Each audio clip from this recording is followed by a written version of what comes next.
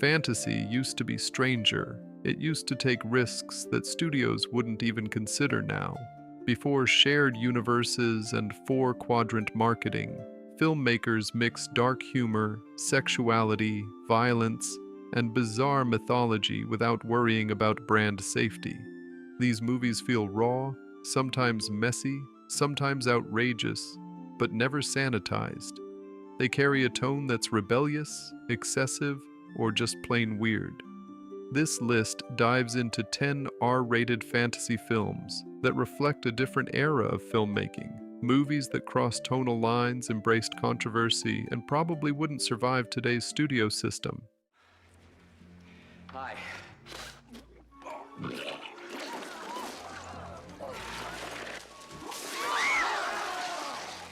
10. Brewster McCloud, 1970. Robert Altman's Brewster McCloud is one of the strangest blends of fantasy and satire ever released by a major studio. The story follows a quiet young man living inside the Houston Astrodome who dreams of building mechanical wings so he can fly. Around him, a series of bizarre murders unfold, investigated by clueless authorities while a mysterious woman with angelic qualities guides Brewster's obsession. The film mixes absurd comedy, surreal fantasy, and social commentary in a way that feels deliberately off balance. Its tone constantly shifts from whimsical to morbid. The violence is sudden and strange, never heroic. Altman uses fantasy as metaphor, turning flight into a symbol of isolation and rebellion. The film's eccentric structure and dark humor make it feel like a studio experiment that modern executives would never greenlight.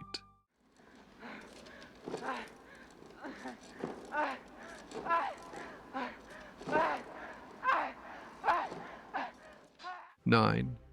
Wizards of the Demon Sword, 1991. This low-budget sword and sorcery film embraces pure 80s and early 90s fantasy excess. The story centers on a wandering hero drawn into a conflict involving an evil sorcerer, a cursed kingdom, and a mystical sword with destructive power. The plot is straightforward, but the tone is unapologetically pulpy. There's campy dialogue, exaggerated villains, and bursts of violence that push it into R-rated territory. The production design leans heavily on theatrical sets and practical effects, giving the film a stage play atmosphere. What makes it stand out is how sincerely it commits to its fantasy world, despite limited resources. It doesn't aim for polish, it aims for spectacle. The combination of camp, brutality, and earnest myth-making feels like a relic of the VHS era, something too unfiltered for today's mainstream fantasy market.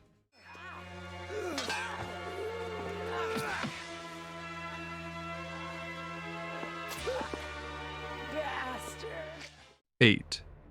The Crow, 1994. Dark, tragic, and soaked in gothic atmosphere, The Crow follows musician Eric Draven, resurrected by a supernatural force to avenge his own murder and the assault of his fiancée. Set in a rain-drenched urban wasteland, the film blends comic book fantasy with raw, emotional grief. The violence is stylized but brutal, reflecting Eric's pain rather than glorifying revenge. The soundtrack pulses with 90s alternative energy, amplifying its sense of alienation. Brandon Lee's performance carries a haunting vulnerability that elevates the film beyond simple vigilante fantasy. Its tragic production history adds another layer of intensity. The movie's dark romanticism, nihilistic tone, and unapologetic violence define it as distinctly R-rated. Today, such a bleak, uncompromising, superhero-adjacent film would likely be softened for broader appeal.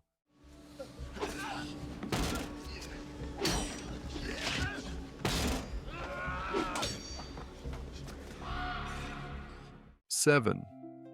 The Witches of Eastwick, 1987. This fantasy satire centers on three women in a quiet New England town who unknowingly summon a charismatic and dangerous stranger with supernatural abilities.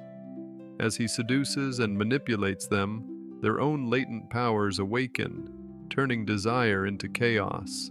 The film mixes dark comedy, erotic tension, and occult fantasy, with sharp commentary on gender and power. Jack Nicholson's devilish performance dominates every scene, pushing the tone into wicked excess.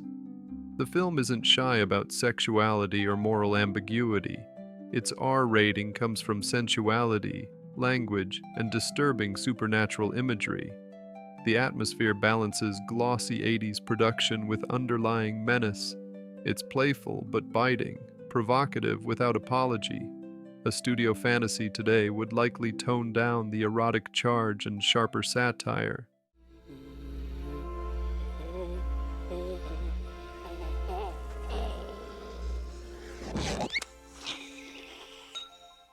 Six. Eyes of the Serpent, 1994. This lesser-known dark fantasy leans heavily into occult mystery and erotic thriller territory. The story follows a man drawn into a web of ancient rituals and secret societies tied to serpent symbolism and forbidden knowledge. As he investigates, reality becomes unstable, blurring hallucination with supernatural influence. The film builds tension through atmosphere rather than spectacle. Dimly lit interiors, whispered conspiracies, and ritualistic imagery dominate the screen. Violence and sexuality are intertwined, giving the narrative a transgressive edge. It feels intimate and dangerous rather than epic. What makes it feel unrepeatable today is its willingness to stay ambiguous and morally murky. There's no clean resolution, no heroic triumph, just descent into something ancient and unsettling. Transport me. The rightful ruler of this land. 5. Q. The Winged Serpent, 1982. Larry Cohen's film merges urban crime thriller with ancient Aztec mythology. A giant winged serpent terrorizes New York City while small-time criminals stumble into a scheme involving the creature's hidden nest. The film balances absurdity with genuine horror. Stop-motion effects bring the monster to life in a way that feels handmade and unpredictable. Meanwhile, human greed and cult ritual unfold beneath the chaos. The violence is sharp, and the tone is gritty, reflecting early 80s urban anxiety. The monster isn't treated as a polished CGI spectacle, but as something strange and almost mythic. Its mix of street-level crime and ancient fantasy feels uniquely scrappy. Today, such a concept would likely be reworked into a cleaner blockbuster, losing its raw edge.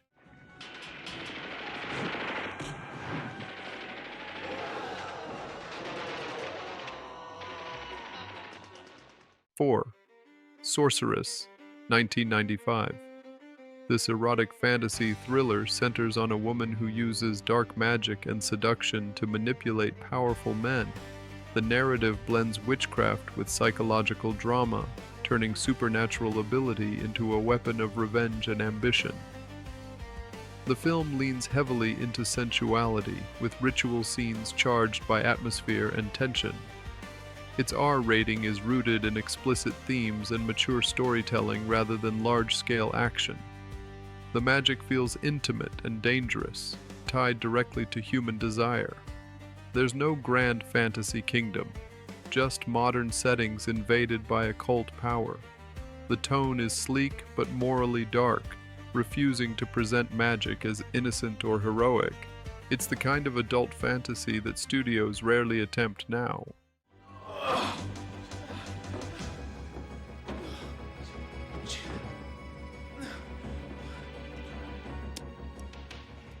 Three. Tale of the Mummy, 1998. This reimagining of Egyptian myth turns the classic mummy legend into a bloodier, more apocalyptic story. Archaeologists awaken an ancient high priest whose curse spreads beyond tomb walls into modern society. The film embraces elaborate set pieces, grotesque creature effects, and intense supernatural violence. Unlike family-friendly adventure versions of the same myth, This one leans into horror. The resurrection scenes are grim, and the atmosphere is drenched in dread rather than humor.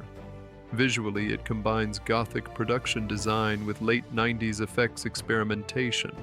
It feels ambitious but untamed. Today, studios prefer polished adventure over grim mythology. This version of the legend is darker, stranger, and far less marketable.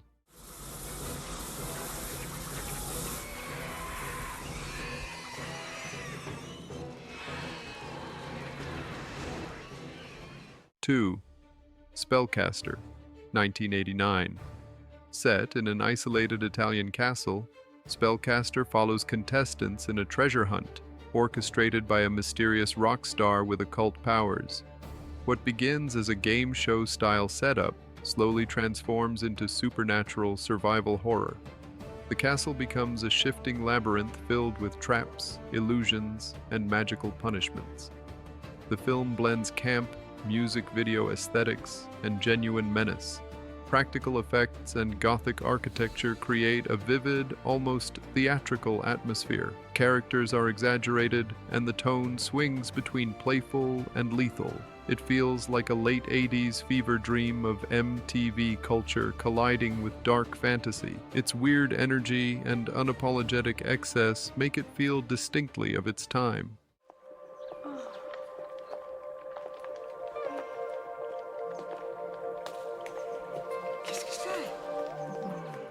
One, Ninja Wars, 1982. This Japanese epic fuses historical samurai drama with supernatural fantasy and graphic violence. Rival ninja clans clash in a feud intensified by demonic powers and occult rituals. The protagonist is drawn into a war where magic enhances physical combat, turning sword fights into explosive, blood-soaked spectacles. The film doesn't shy away from brutality. Limbs are severed, battles erupt in stylized chaos, and mystical transformations blur the line between human and demon. The atmosphere is operatic and intense, filled with smoke, fire, and heightened emotion. It treats fantasy as something dangerous and corrupting, not whimsical. Its blend of eroticism, violence, and mythic ambition makes it feel uncompromising. In today's market, such excess would likely be toned down or sanitized, but here it remains raw and unforgettable.